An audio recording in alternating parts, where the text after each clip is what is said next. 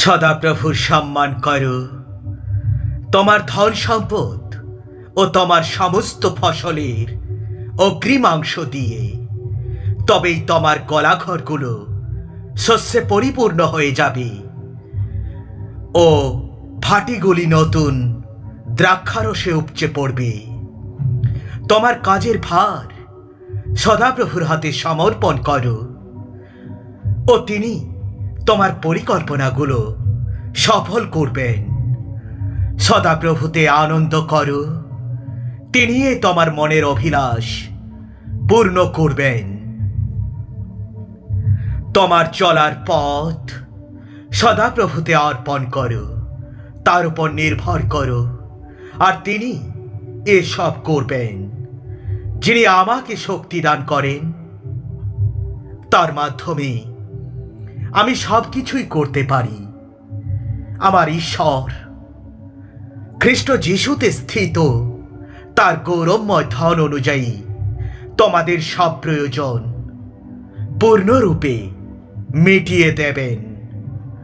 তুমি আমার শিক্ষা ভুলে যেও না, কিন্তু তোমার হৃদয়ে আমার আদেশগুলি সঞ্চয় করে রাখো, কারণ সেগুলি তোমার আয়ু বহু বছর বাড়িয়ে তুলবে, তোমার জীবনে শান্তি ও সমৃদ্ধি নিয়ে আসবে। ভালোবাসা ও বিশ্বস্ততা যেন কখনো তোমাকে ত্যাগ করে না যায়, সেগুলি তোমার গলায় বেঁধে রাখো, সেগুলি তোমার হৃদয় ফলকে লিখে রাখো। তবেই তুমি ঈশ্বরের ও মানুষের দৃষ্টিতে অনুগ্রহ ও সুখ্যাতি লাভ করবে। তোমরা প্রভুর কাছে নিজেদের নত নম্র করো, তিনি এই তোমাদের উন্নীত করবেন। তোমাদের জন্য কৃত পরিকল্পনার কথা আমি জানি, সদাপ্রভু এই কথাই বলেন। তা হলো তোমাদের সমৃদ্ধির পরিকল্পনা, তোমাদের ক্ষতি করার নয়। তোমাদের এক আশা ও ভবিষ্যৎ মঙ্গল দানের পরিকল্পনা। তুমি সর্বান্তঃকরণে সদাপ্রভুর উপর আস্থা রাখো ও নিজের বিচক্ষণতার উপর তুমি নির্ভর করো না। তোমার সমস্ত পথে তার বশ্যতা স্বীকার করো ও তিনি তোমার পথগুলি সোজা করে দেবেন। সদাপ্রভুর সম্মান করো, তোমার ধন সম্পদ ও তোমার সমস্ত ফসলের অগ্রিমাংশ দিয়ে, তবেই তোমার গলাঘরগুলি শস্যে পরিপূর্ণ হয়ে যাবে ও ভাটাগুলি নতুন দ্রাক্ষারসে উপচে পড়বে। ভয় করো না, কারণ আমি তোমার সঙ্গে আছি। হতাশ হইও না, কারণ আমি তোমার ঈশ্বর।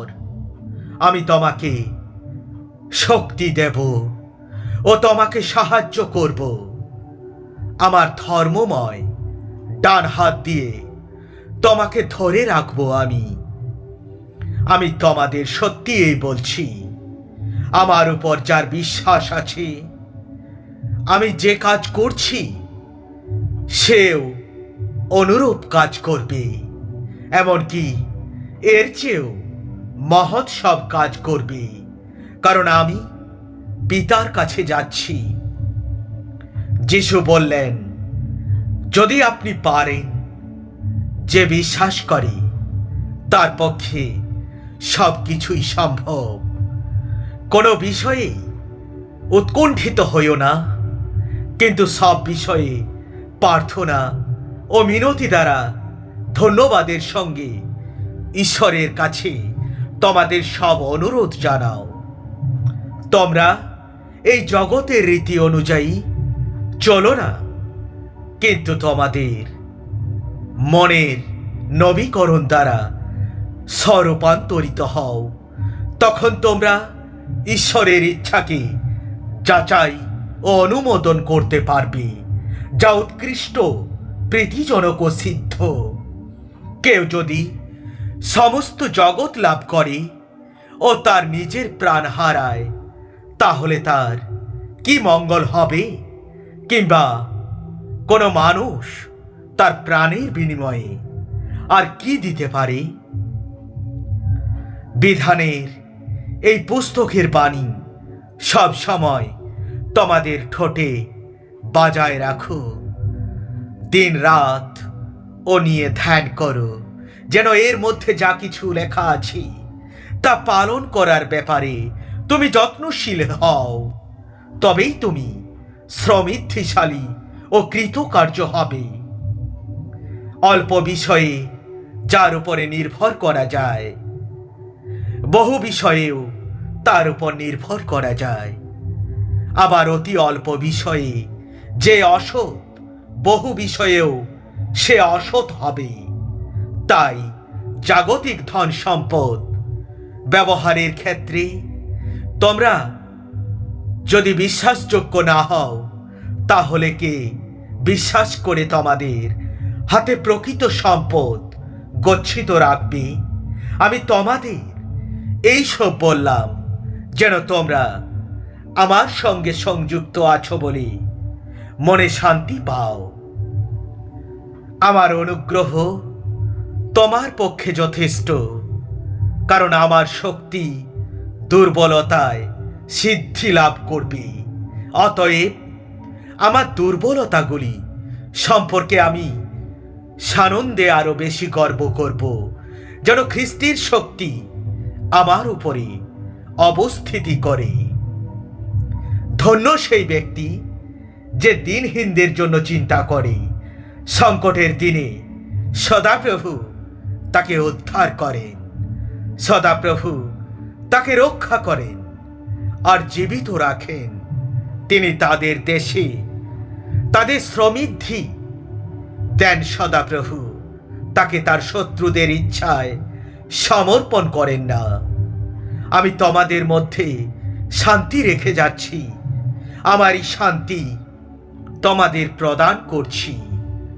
জগৎ যেভাবে দেয় আমি সেভাবে তোমাদের দান করি না। তোমাদের হৃদয় যেন উদ্বিগ্ন না হয় এবং তোমরা ভীত হইও না। বিনীত উত্তর ক্রোধ প্রশমিত করে, কিন্তু রূঢ় কথাবার্তা ক্রোধ জাগিয়ে তোলে।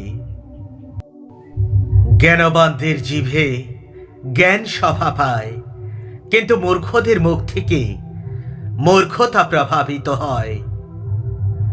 সদাপ্রভুর চোখ সর্বত্র আছে, দুষ্ট ও সুজন উভয়ের উপরেই তার দৃষ্টি আছে।